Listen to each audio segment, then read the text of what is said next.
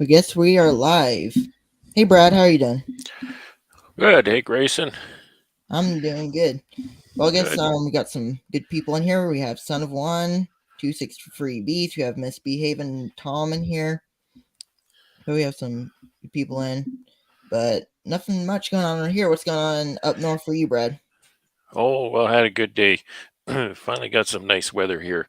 It was up to 1 degree above freezing today, which was Yeah, very nice. Got out and I actually cleared some snow and did some work in the shop on some of my projects and worked on my truck a little bit. An old truck, so it's always needs something. But yeah, yeah, it was a good day. Checked out my bee barn. Everything's good in there. yeah. That's good. I went out there today to our yard and I checked some of the hives. Everything's looking pretty decent for it came into winter with about 6, probably gonna come out with about 4, and then by the end of this season, hoping to get around, let's just say 11 halves. So that's what I've just been out there inspecting. I got a video of me doing the inspection, so I may upload that someday. But nothing much. I've just been inspecting, kind of getting ready, maybe ordering some stuff. But that's what's been going on over here in the south. So what are you seeing? What is a normal site in your hives these days? It's a very different climate than I have. Yeah, usually about this time it starts getting warmer. It gets warm and then it goes. We just go like I tell everybody that we have fluctuating temperatures. So around this time, because right now, like I'll last week we were around 70 or highs, and then this weekend we were around 30 lows, 55s high. So it went down, and now we're back up in 60 high 60s. They say if it's Wednesday, it's gonna be around 75, 74. But that's kind of the temperature wise. But with colony wise, usually we'll see some brood because I checked into there. We're already raising brood or raising, found the queens and all the colonies. But that's what we usually see down here around this time of year. I know some people down here. I know Ed, he's down in Dothan, Alabama. He found I think he did a split Saturday. I think that's when it was. So sometimes we'll see some queen cells swarming, but that's what we usually ideally find, but because, it's large different climate because, we're down here in the south. Oh yeah, very different. Very different. We've got quite a bit of snow here, and like I say, my bees are tucked away in the wintering building, and Yeah. there's just nothing going on in there. The temperature is consistent, and the bees hide out, Yeah. and it's all quiet. There's a few fans running in there. That's all I see. So I don't do any bees in the winter. Yeah. No bees at all. Yeah. During the winter, I didn't go into them because I just didn't really want to, get them started up in cold weather. But I did get an inspection in well, when was it? I did an inspection today and last week when it was warm, because for us down south we were able to kind of go in and peek on them about this time of year, and sometimes all winter, just as long as temperatures are around 65, 68. Because today was around 70 degrees, so it was a good day to go out, kind of inspect. They're already raising brood. But that's good because whenever I hear some other beekeepers, southern, Louisiana, I bet Texas and Alabama, and all the southern states, I hear they're already finding brood, all the common stuff that you'd find. But yeah, You have to feed your bees throughout the winter. we do. We don't have to feed as much as you fellas up north, not just in Canada, but in Ohio and those states. But we do still feed a little bit, just to main reason is because because of these fluctuating temperatures that we usually have, whenever we have those temps, they go up 70, then they fly all the time, which then, temperatures go back down, then, they run out of their stores once they started flying. So, we have to feed just to make sure they don't starve out because of that. But for We don't you guys, feed at all. We don't you feed don't at feed at all. all? We feed them up tight until about the middle of October, early to middle October, and then we don't feed again until at least March, sometimes Yeah, April, because yeah, they don't brood, they're not active, they that's don't right. eat much at all. That's right. Because especially with people's cold up north, because they don't raise any brood, but for us, they always don't go completely broodless. They'll have some kind of brood in there. The queen wants to lay, so But yeah, that's what we're kind of Question saying. of breed too. There's generally the breeds that do well here are breeds like Carniolan, Yeah, which winter in smaller clusters and they're very thrifty on their food. I've heard that some other breeds will just starve to death right away because they just eat themselves to death. yeah, yeah. I've heard that too. But what I run up here is some I think Italians and Russian. Um, if some people watch my videos, they'll see some of my hives are a little more spicy with the Russian genetics in them. But I do like them. I'm used to it, so I mean, it's just nothing much for me. I can handle those Russians, but they do. Last year they made a pretty good. They did a decent, good job at making good honey, because whenever I went out there, I extracted a full deep of super, like a deep, because that deep was full, like every frame that I could see had honey in it. I can't really say how much it was because I didn't weigh it or anything, but I just know that all that honey equaled a 5 gallon bucket. So then I put that, once I extracted, put that box back on top, let them clean it up and restore it. Next 1 week or 2 week, they had it filled up again. So they did a pretty good job for me on making honey. So I'm gonna try that again this year, see how they do, because like everybody knows, I'm gonna try some queen wearing this year, and I don't really want any more Russian genetics or Mm-hmm. anything. But I think I can use those Russian genetics for like my honey. So it may all work out. Mm-hmm. Mm-hmm. That's kind of like my additional plan. Yeah, thankfully, the Carniolan strain is quite gentle. Yeah, it is. We I didn't wear gloves or jacket all summer last year, and most summer I was in shorts. It was Yeah, they're quite gentle, easy to work. yeah. I think I have some Italian, maybe Carniolan, but they're I like them. I know they do go over winter in smaller clusters. The Carniolan, it's what I've heard. I can't really say much on them because I haven't used them. Carniolan, but I have used Italian, Russian, and this year. No, the genetics don't prosper here because Yeah, they don't make the winter. yeah, If they don't have those wintering genetics for us, they yeah, just don't make the next season. that's right. Because they have to have that genetic in them. Yeah, yeah, they just don't live the winter. So, if you're raising your own queens, then whatever comes out of winter, is not going to be a strain of bees that doesn't winter well. They're just not going Yeah, to live, so you don't breed off of that one. yeah. Well, I guess without further ado, I go ahead and get this thing started because we're already live. But I was wondering, Brad, if you could briefly share us your story, how you kind of maybe how you started beekeeping, all that different details. So, Sure. Well, I see beginning date was 2018 and mine was Yep. 2015, so I haven't Yep. been keeping much longer than you have. Yeah. So I'm a very new beekeeper. Yeah.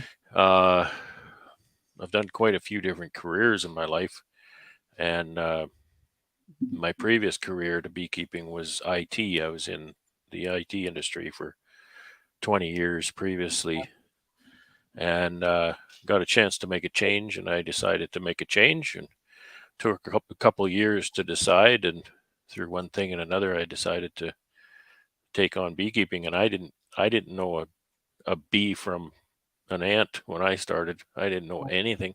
I didn't even know how bees made honey. I Yeah. knew absolutely nothing about bees. And 2015 in May, we got a couple packages, and Yeah. I remember I looked at those little bugs in the box, and they started making comb, and that was just the most magical thing to me. I just marveled at that, Yeah. how they made that comb so perfectly and so easily. And yeah, and that's kind of history from there. Yeah. I went right into it as a job, so it wasn't a hobby. Right from day one, it was supposed to be a business. It was supposed to be a job for me, and Yeah. I'd do it even if it wasn't a job. Now, I love it so much. Yeah, it's fun, to do not just for, jobs, but also for, hobby, but it's also good while you're, having fun with the beast and, maybe make a little income out of it.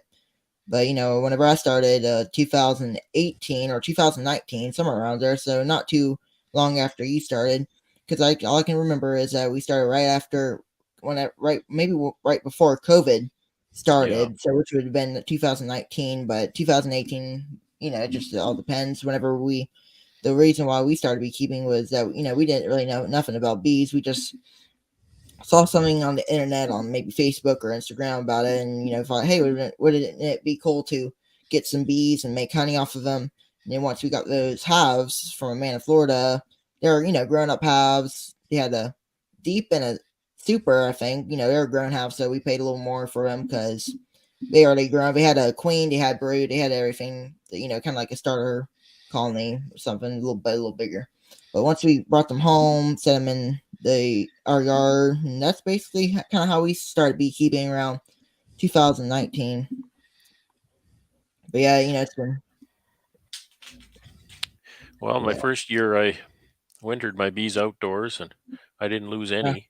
And so that I'm glad that was the case, because I didn't get all discouraged my first year. The next year I bought some queens, made some splits, and bought some nukes, and built my numbers, and slowly built up. And I had a couple of really bad years in there. I yeah, mean, bad winters that knocked me back. But I've been growing my numbers since then, and I'm up about 150 now. yeah, Uh, and I'm producing quite a bit of honey, and I'm able to sell it all, and make the income off of that. Last year, I started selling nukes in a larger way. I'd always sold a couple here and there, but nothing major. yeah, So that's a new thing for me, to sell nukes. yeah. I think I've already. Whenever we started out, like you said, we had a lot of good years and we had a lot of bad years. Some of the years, we'd lose some of the halves and then have to buy more.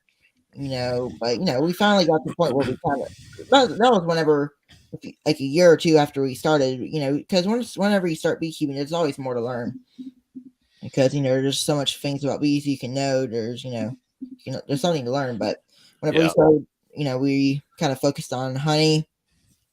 We didn't really see it as a business or anything because we just wanted it for the honey and do it for a little hobby. And we barely knew anything about bees. Like we knew a little bit, maybe that they produce honey, but we just didn't know much at all. And then we learned most of everything that I know on YouTube, and probably. And whenever people ask who was your mentor, and I say my mentor, I usually say I didn't have one. We just yeah. kind of, I just kind of go with the Oh, flow. my wife was my mentor. Yeah, She started the year before I started. She wanted to do this for a hobby, so she yeah, ordered 2 packages of bees. She studied all winter, and she kind of decided she didn't want to do it because there was way too much to know. Yeah. And at that time, I decided, well, maybe I'll just take the bees and try to make some money. Yeah. So she was my first mentor. She taught me how to get the bees in the box and what I'm supposed to do after that. Yeah. And it was about a year after that I Yeah. found a I found a guy writing a daily blog online. I found his website, and so I started reading that, and it was really nice because he'd write almost every day. He'd write something, and and I noticed that he was in Manitoba. He was Yeah. a little ways southwest of me, and so I started reading that, and he was my first mentor. Yeah. He didn't know it, but he was, Yeah. and it was probably almost a year after that he became aware that he was my mentor, and then he started doing YouTube videos, and Yeah. the rest is history because his name is Ian Stepler, Yeah. and I'm very blessed to have Ian as a mentor and have had him as a mentor Yeah. back then, because he the way he kept bees really made sense to me, and it Yeah. was applicable Location. to my climate in my area. Yeah. It's good to have somebody who's near you who kind of knows, because he's in Manitoba near you. So, it's good to have somebody around you. And we've had Ian Stepler on the lab before. It was a month or two ago when we had him. It was pretty fun Yeah, when we had him. yeah. We talked a lot about feeding and most of everything in general.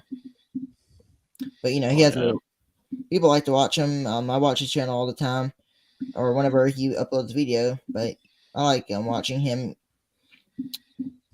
Yeah, but Yeah, it's good to find somebody in your area. People ask me, and I don't know. I do YouTube, I guess. There's quite a few people watch me, and that's I right. run 150 colonies of bees, and people say, oh wow, I want you to tell me what I should do, and then Mhm. I find out that they're in some completely different place, and I have no idea what to tell them. Yeah, I've barely got a handle on what I'm doing, really, and yeah, I can't put any context into how it works. that's Like if right. you were to ask me when should I feed my bees, I don't know. I have no idea Yeah, when you should feed your bees. yeah, because it all depends on location. Especially like whenever people ask, like, when should I do a split? That's one common thing because splitting is all different. Like for here, it's different for your area, but it's different. So it's just all according to climate. Whenever people ask you stuff, Absolutely. because whenever people ask other beekeepers, not just different things like anything beekeeping in general, because a lot of things, most everything in beekeeping does accord to region and climate. But you can sometimes, what I do say, what a lot of people say is that you can do some of the things that other people tell you, but you have to kind of take it and put it to what you're doing, and do it whenever you do it. So that's just another thing, but that's kind of Oh, how it yeah, goes. you're absolutely right about that. There are a lot of commonalities there, and that's why we can all discuss things That's right. and learn from each other. Yeah. But if you're trying to learn exactly, like if you're a new beekeeper and you're trying to learn your craft from somebody who's not in your climate zone, Yeah. that can't be done. You're Yeah, not going to learn the proper way. that's right. Especially because if I were to watch, let's just say if somebody was a beginner beekeeper and he was in Alabama or in a southern state in the U.S. and watched a Canadian beekeeper and asked a Canadian beekeeper, when should I split? When should I feed? When should I Yeah, treat aromites? And then the other Canadian beekeeper or wherever the other person lives will ask where you located, and that person says I'm in Alabama. Then the person says, well, I can't tell you because it's all they better say I can't tell you. They better say I can't help you. that's right. Because a lot of times they'll say, "Oh, this is what I think you should do." Nah, well, what I think you should do is find somebody in your area to tell you when to split your bees.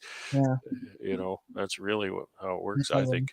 Yeah, or if you have somebody around you, like I have a few beekeepers in my local area. Like we have a Bruce's Bees and Dauphin, and we have just a lot of different beekeepers. So if you need to know when to split, you can just contact them because they're near your location. So then, therefore, they can actually tell you when you should split.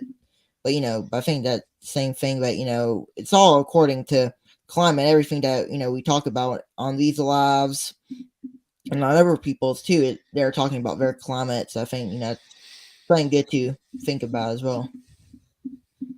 But If you want to talk about nutrition, if you want to talk about disease, if you want to talk about health and queen rearing and yeah, whatnot, there's a lot more commonalities there.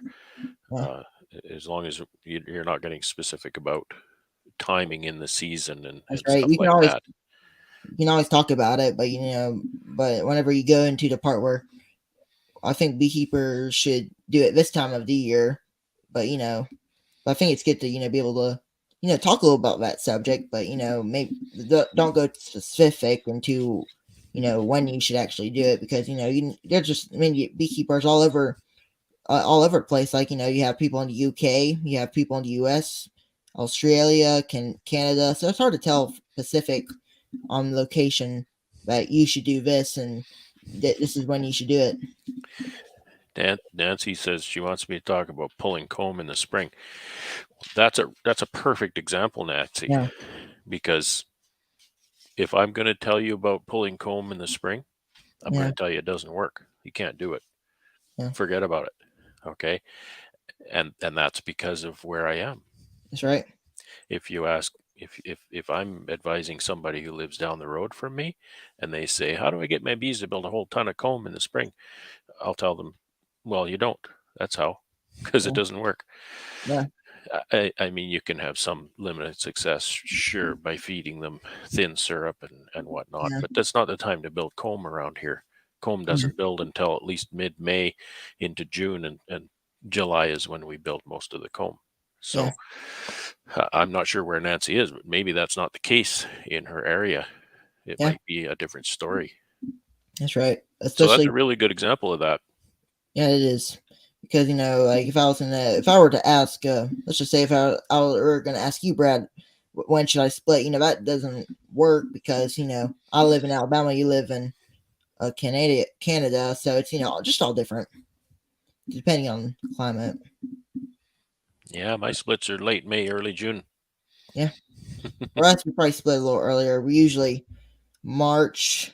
It just all depends whenever the bees are ready, because the bees will decide when they want to split. So that's why we have to watch out for queen cells, queen cups, depending on location that is. But for us, I checked out each hive just to make sure. For us, sometimes they can get on you. They can grow fast. This warm weather will make them think that, oh, it's spring, we're strong, we're healthy, let's go ahead and get this over with and swarm. So it's good to, for us at least, to go ahead and look for cells. But for your area, you probably don't experience that until late May or something.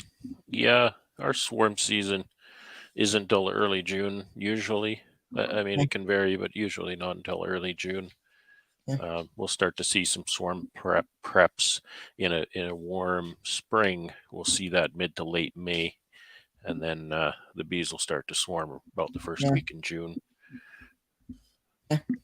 So I guess next thing I guess we can quickly talk about is just like a little chat about it is like I was gonna ask you, what are some of your primary goals that you're setting for this year, because I know you have a 150 colonies, right? Yeah, So yeah. what's your goals even for that for Well, this year? my first goal is to bring 150 colonies out of the wintering building alive. Yeah, So that that's might, right. it's kind of Right, the fate is set now. So we'll see what right, we get. And yeah, I mentioned earlier that I hadn't built a lot of nukes before, sold a lot of yeah, nukes before. So we're going to try to do that again this year. Uh, I'm going to try to sell about 100 nukes this year, yeah, and then still make a number of nukes for myself to uh, use for my winter loss replacements the following year. yeah, So that's really my goal. Honey flow here just happens. yeah, Your bees are strong and the honey flow happens. You get a whole ton of honey, and then spend the next year packing and selling honey. And that's yeah, what I've been doing until now. So between now and then, I have a whole pile of beekeeping equipment to build. Um, I have a couple beekeepers have ordered Yeah. equipment. Ian ordered a whole bunch of pallets and That's right. covers this year, and so I have to get on that and build those. So I keep the wood shop busy in the winter all the Yeah, way that's right. until about late April. Yeah. For us, I was saying like whenever we've been building nuke boxes, so whenever we need boxes, we can build them. If all from scratch. Um, so that's one good thing. Be able to know how to build them. But and usually plan this year was that we were building nuke boxes. Some of them because we started around December, so we didn't get a lot more done. But we're working on it. We're working on a wood shop to so cause especially whenever we're building them in. I don't know. It was like that day. That was that week. Whenever it was very cold. It was for us like I don't know, like 19 or high or something. Maybe that was our that like in the morning That's pretty cold. 19, and then with the wind chill we went down to about 6, and we were out there in that wind, and it was cold. I mean, I can remember whenever we went out there, or immediately after about 5 minutes when we went out there and started building them because we didn't have a shed to protect us from that wind. So then that was the bad part of it. But whenever that happened, our fingers started freeze up. It was pretty cold, but that's what we're gonna try to do is build a shop, and then during the summer, or spring, summer, and fall, I'm gonna be doing bees, and the goal is I'm at 4 colonies. I'm hoping to expand, or actually I'm at 5, but I have one that's weak, so I'm more going towards I'm expecting about 4, which is I came out with 6, which is a let's just say a 60% survival rate, which isn't that bad out of that 6 colony. So but what I'm gonna do is I'm gonna try to expand into the 8 colonies or more, and then buy a few nukes, maybe go up to about 10 or 11. And that's kind of the plan for this year. I'm gonna try some queen ring, sell some queens, or may keep the queens and give them to some local people who may need them, like Bruce, or maybe sell them to somebody locally.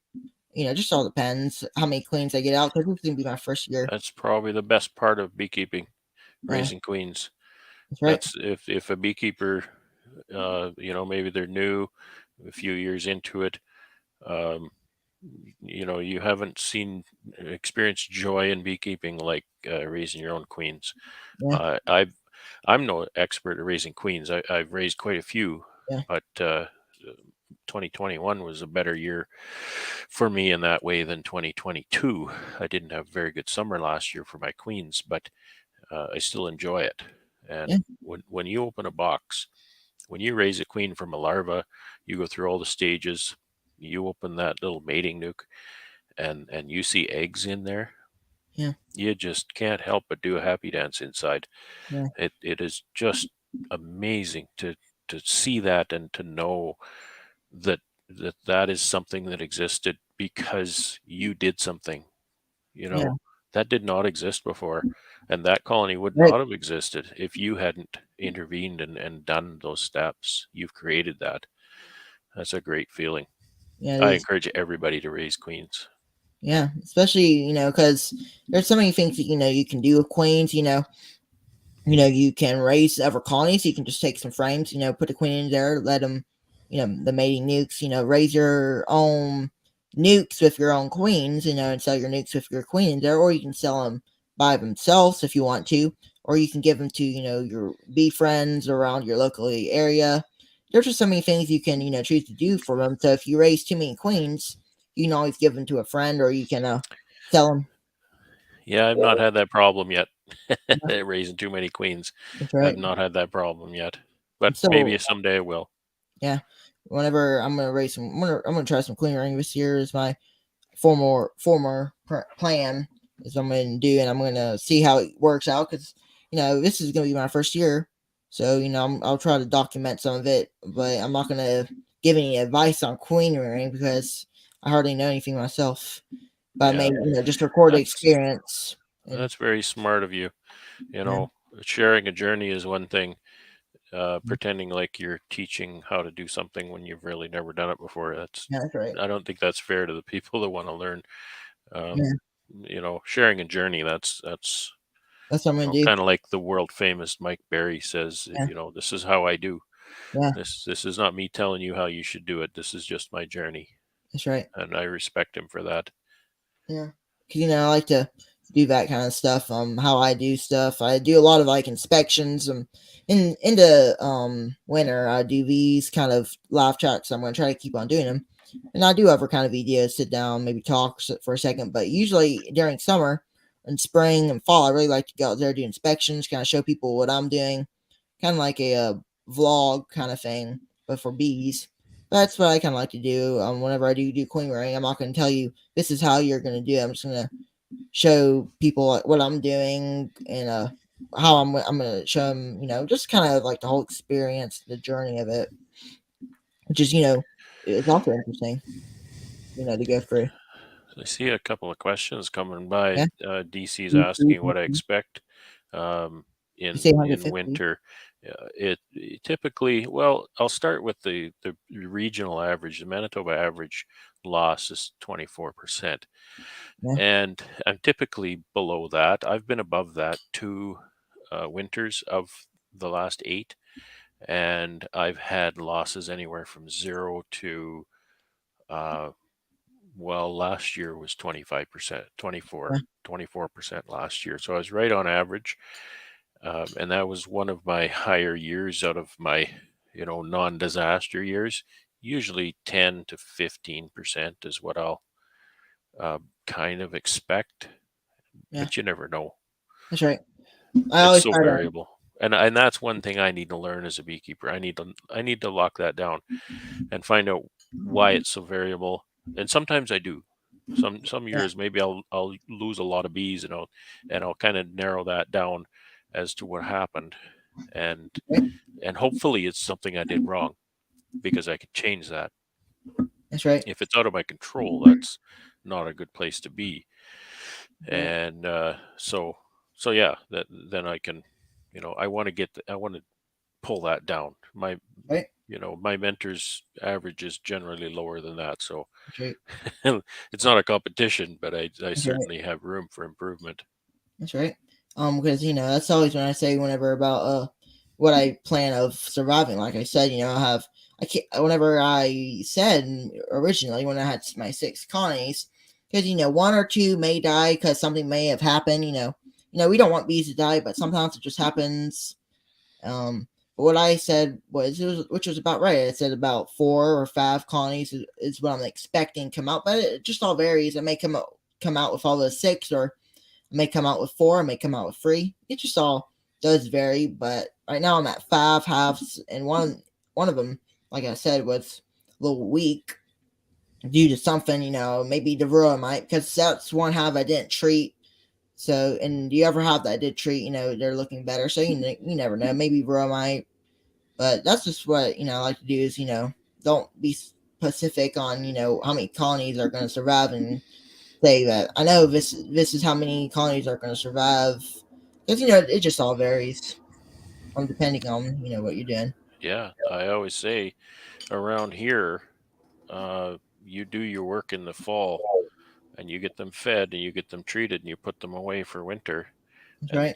you get your report card on that about the 1st of May.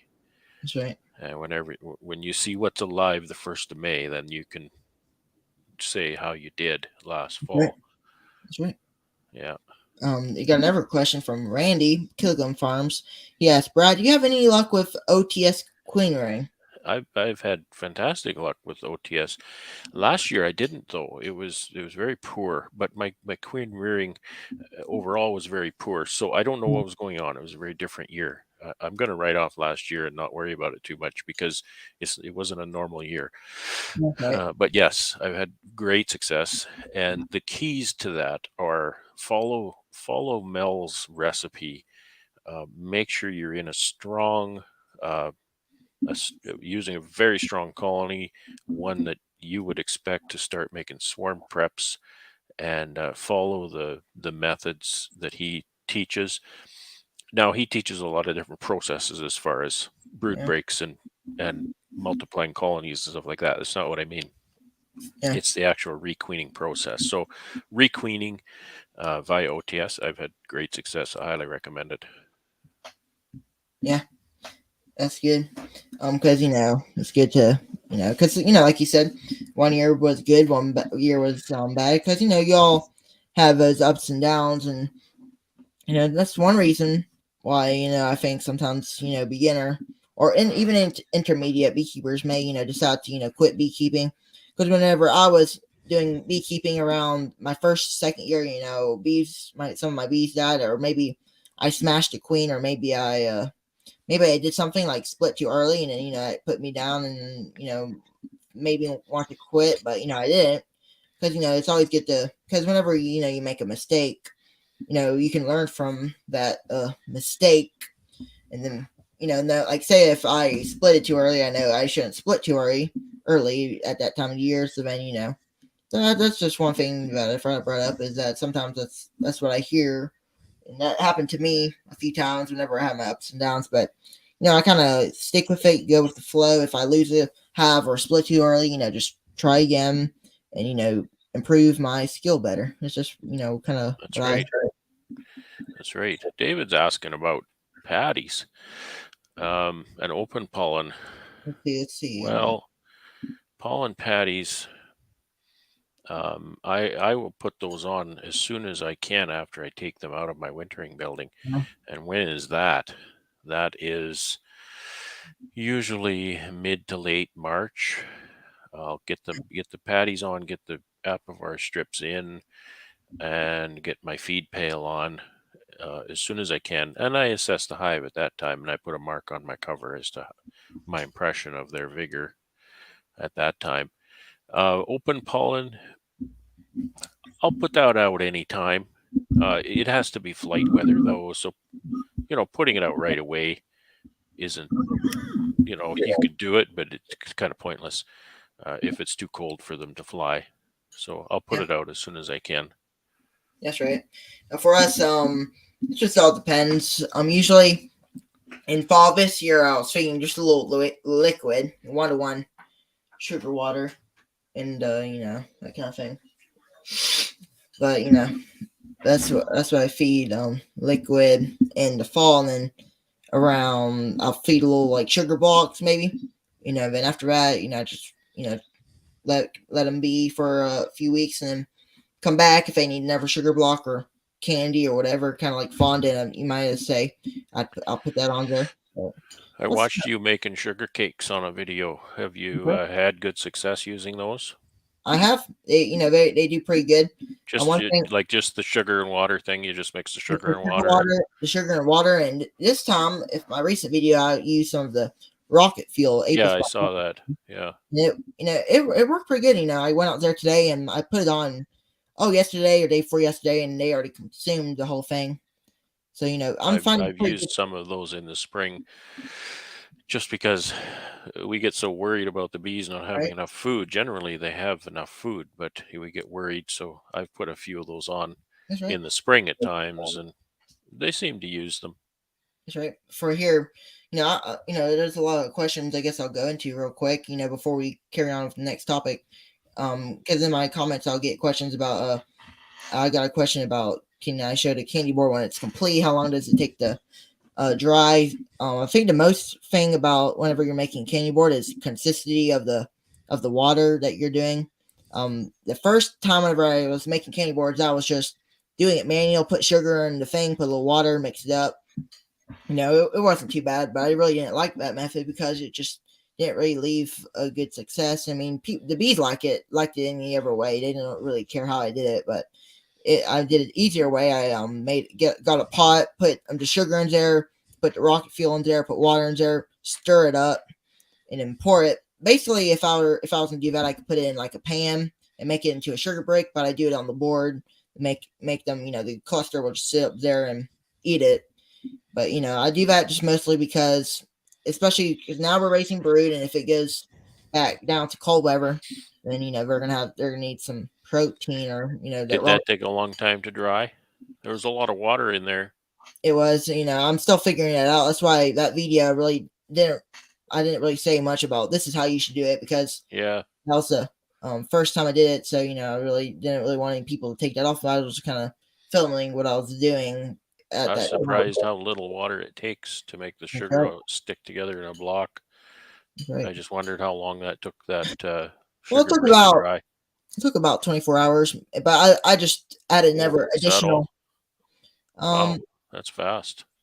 well, you think that usually ideal is 24 hours, but what I actually did was I left it in there for another 48 hours for Yeah. 48 hours, just because I was busy the day after, so Hmm. I didn't have a chance to go in there and put them on the halves. So then I just said, I'm just giving the additional 48, 24 hours. And then whenever I went out there, it was nice and hardened, and I've found some good success with them. Bees really like them. I'm not feeding them to any bigger colonies because I have two that the Russian bees have double deeps, and I'm surprised that my Russians didn't even go into my top deep because both of them are just still full of honey. I left them on there for the bees, but either way, I could have just they didn't go up there. Not that I know of, because whenever I check on them, sometimes every few days or weeks, actually a week or two, I'll check on them, make sure because we have those tabs where I can actually just peek in there, and then each time they're just in the bottom cluster, and they never went up to the top and ate.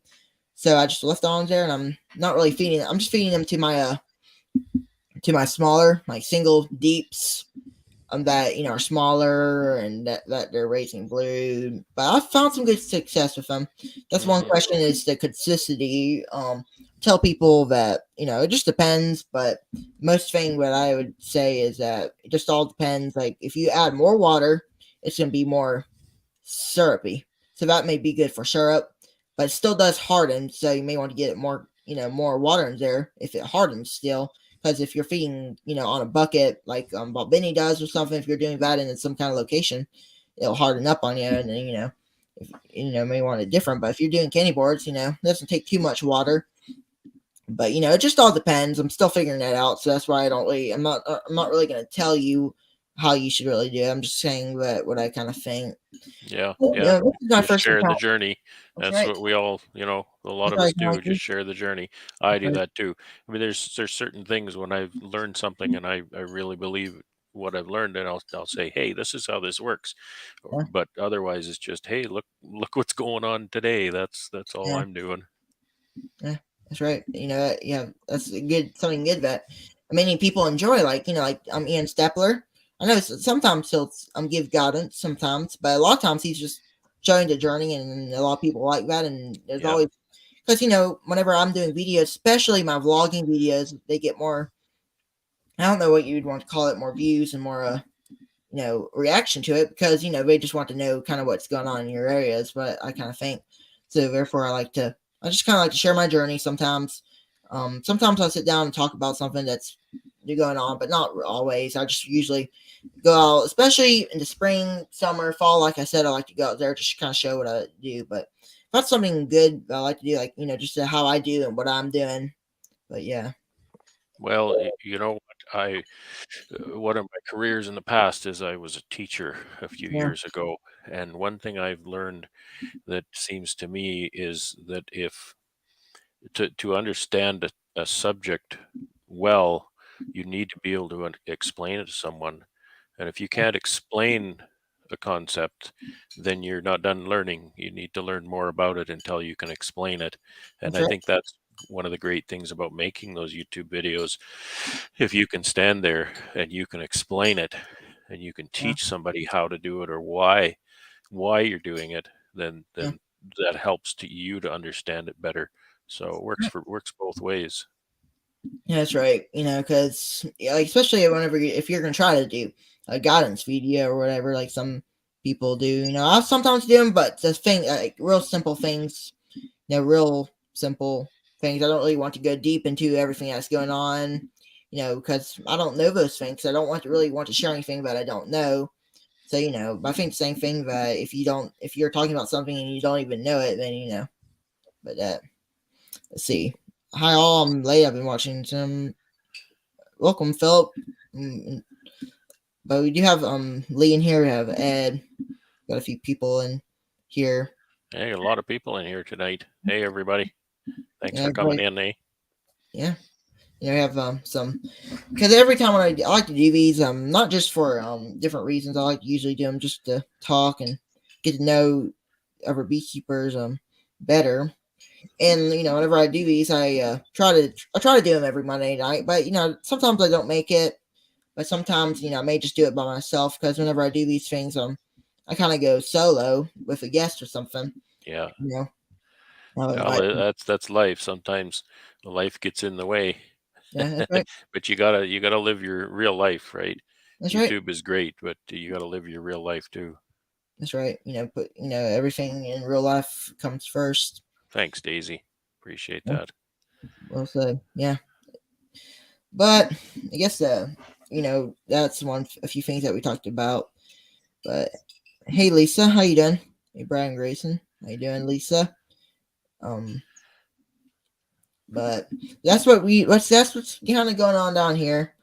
I guess the next topic we're going to talk about because usually whenever I do these things, whenever we're talking about something, I like to just kind of share like everybody on here that's doing it, just share kind of what they do. So I was wondering if you could kind of share with us what you do about varroa mites and that kind of thing. Maybe not. I don't tell people how to do it, but maybe just kind of what your strategy for your area is. Yeah, sure, no problem. Well, I've settled for the time being on a regimen of Apivar in the spring and oxalic acid vapor in the fall, and that works for me because I have a long um, spell of no nectar flow in the spring. Yeah, I won't have a nectar flow until early June usually. So if I can get my Apivar in the 1st of April, which sometimes is a challenge, it was the yeah, I think 11th of April when I got it in last year. Then I can get a treatment done before honey flow starts. The main honey flow starts about the 1st of July. And then oxalic acid vapor works well because the temperatures are good for that in October. yeah, And we have a broodless or near broodless situation coming into late October. So yeah, we get very, very good kill on oxalic acid in the fall. So I've gotten away very well with those two treatments. And, people talk about Apivar maybe losing its potency.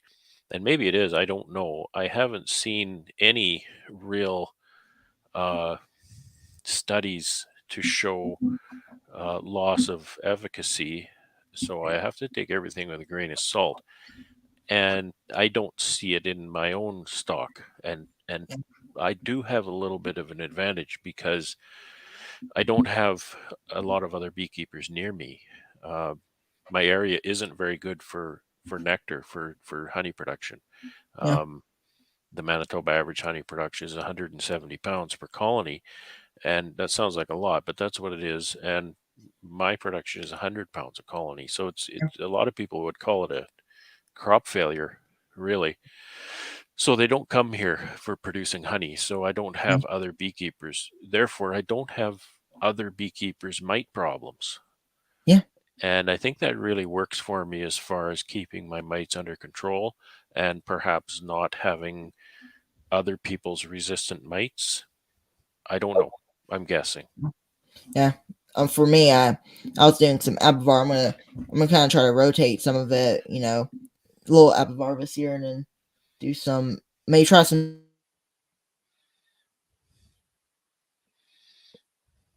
You're fading, Grayson. You're frozen. He'll come back. He always does.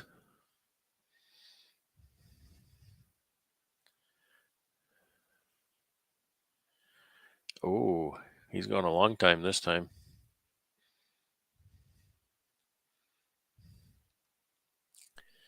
Oh, looks like There he is. we froze. Yeah, you froze. You Yeah, were I guess. frozen for a while. Yeah, it looked like we're both frozen, but yeah. If it keeps on doing that, I'm sorry for everybody out there, but I'll just try to keep on. Must be the internet or something. Sometimes it happened a few times whenever I was doing that, and it just does it. Especially because I bet there's people on the internet, and it just happens. But I'm gonna try to rotate some treatments maybe, so then I don't get any resistant mites. Right. Because especially that's one thing that we talked about before. I guess we can talk about that real quick. Is that whenever you're using one type of treatment, those mites, I guess, can get resistance to that treatment. So it's good to kind of rotate them. Because this spring I'm gonna use some Apivar, and then I'm gonna try some Apigard, and I still got some things to look up about different things, but I may try some Apivar or Apigard. But for spring, I'm gonna try some Apivar for my treatments. Just do your testing Yeah, that's so right. that you know what's working and what's not. That's That's all I one can good say. thing. Yeah, that's one good thing. You Yeah. know, especially because whenever you're testing, you'll know how many mites you have before, and then after that, you can tell how many mites you have and if that treatment was effective or if you Yeah. need to try something different. I had a treatment. I used a different treatment one time in the spring, Yeah, and I had a really bad experience. And I still don't know what happened because I didn't do my post test. yeah, And so I don't know what went on. I have a bunch of theories of what went on, but it's not a very good learning experience because I didn't yeah, do my post testing. So, it's mhm, it's not just to satisfy the regimen. It's for your own good to do that post test. yeah. Think same thing. Um, that happens when you have too much time on your hands. But yeah, because especially with mites and all that treatment stuff. I'm still working on it. What I was gonna say was that when my first inspection was a few what was it, a week ago or something, I did a video about out testing for mites. It really was just not really a how to test for mites because I've never actually tested with a mite wash, and there was actually some people who actually got me to help me realize that whenever I was using Dawn dishwasher soap, and I got it too thick. So I wouldn't want to tell nobody to just put just Dawn dishwasher soap in there. Then I would have that wouldn't be good. So that was my Hmm. first time doing it, but now I know, like, not put water and a little bit of it. But it's always good to learn different things, and I'm gonna try to film next time whenever I do a mite test, but not really for how to test for your mites, but just kind of I'm testing for mites, and this is how I do it.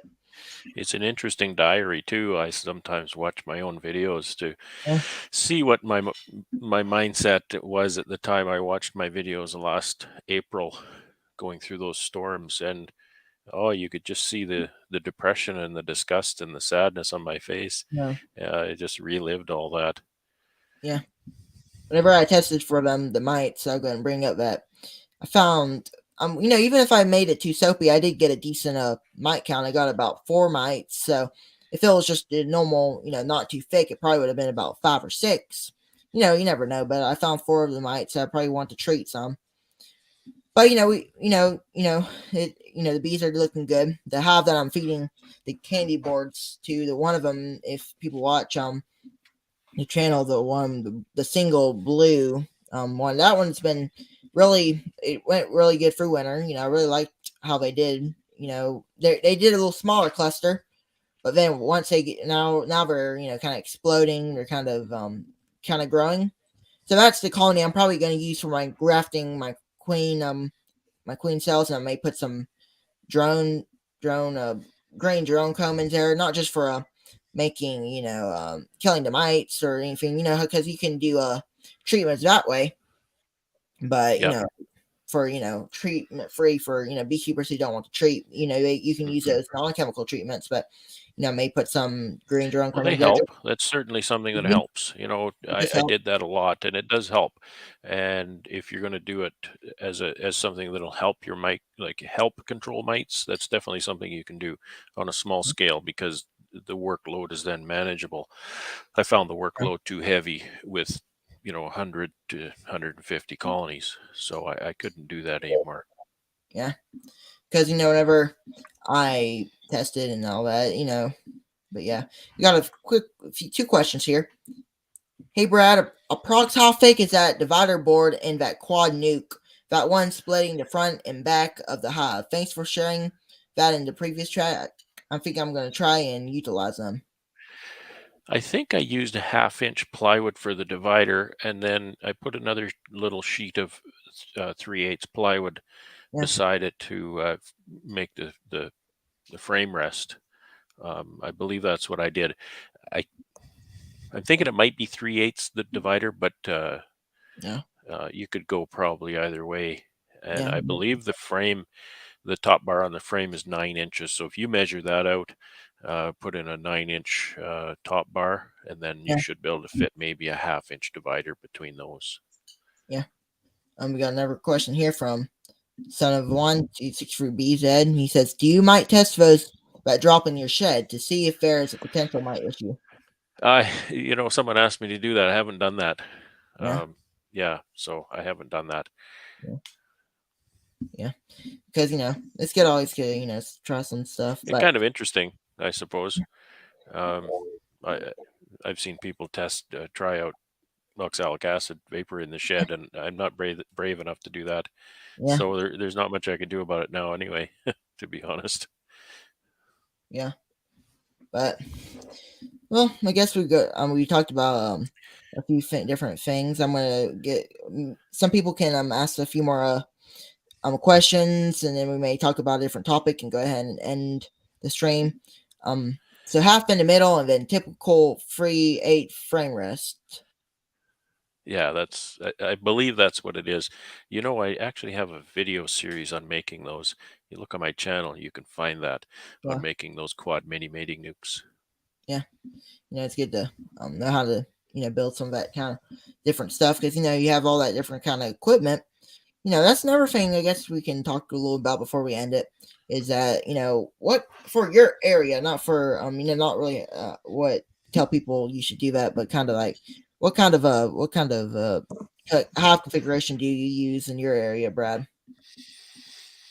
Well, I use for the hive, I use 10 frame deep Langstroth, of Yeah, course. And in my area in Canada, it seems to be far more common to use deep honey supers than it does to seems like south of the border. There are a lot more medium honey supers yeah, south of the border than there is here. So that's what I use. It's really nice to have universal equipment, to have all of my honey frames and my brood frames all the same size.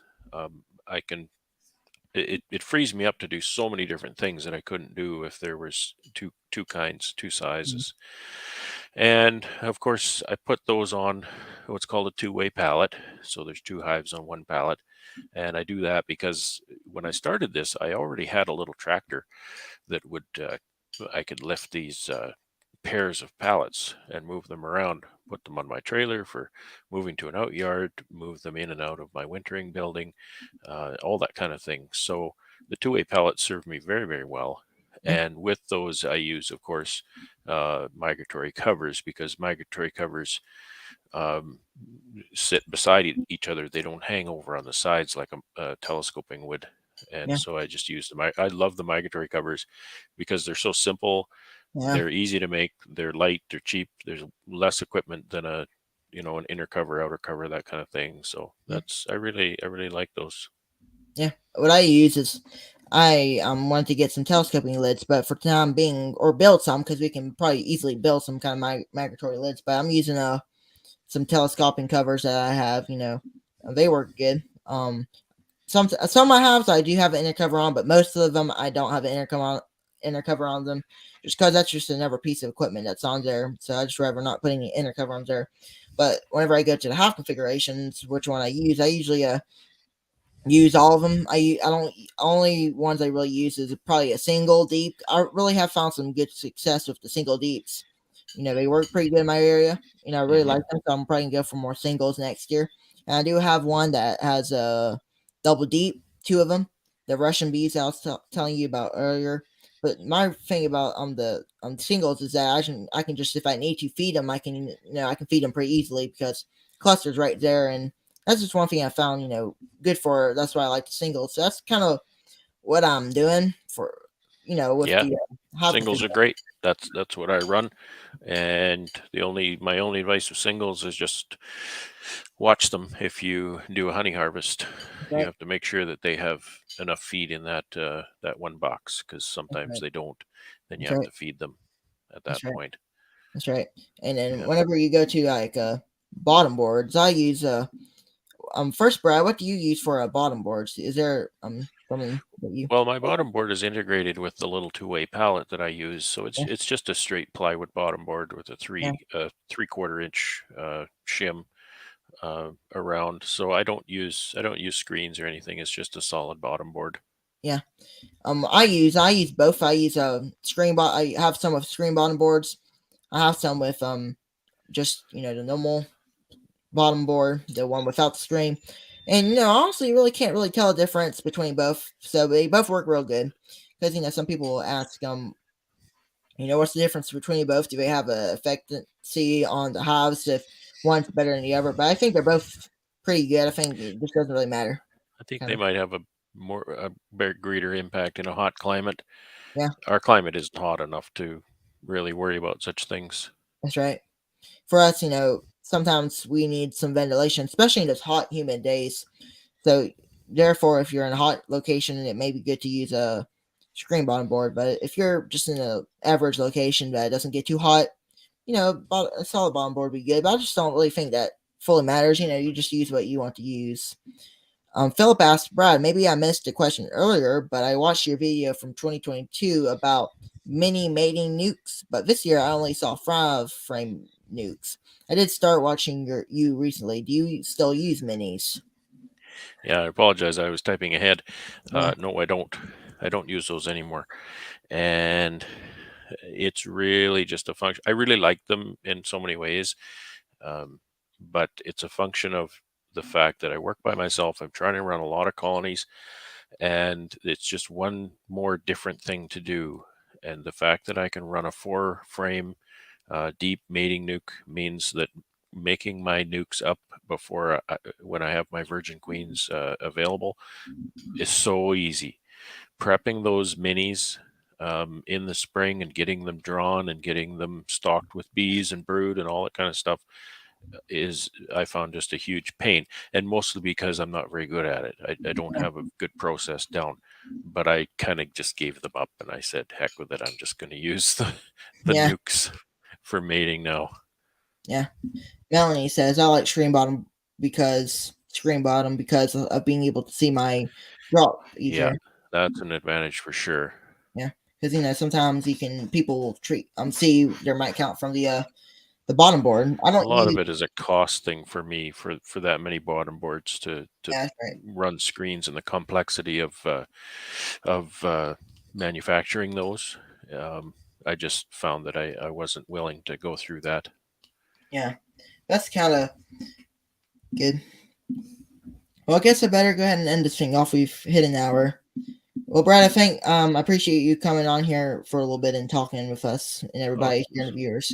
my pleasure, Grace, and thank you for having me on, Yeah, and congratulations with your success of your channel and your beekeeping, and I know everybody's really proud of you for yeah, taking on this enterprise of your own, particularly at your age. yeah, We all want to encourage younger people to do this kind of thing, and yeah. and uh, we're Very all really enjoyable. proud of you. Yeah, thank you. I appreciate it. Well, thank you everybody for watching. Thank you, Brad, for coming on here, and we'll see you on the next one. Thank you. Good night. Good night.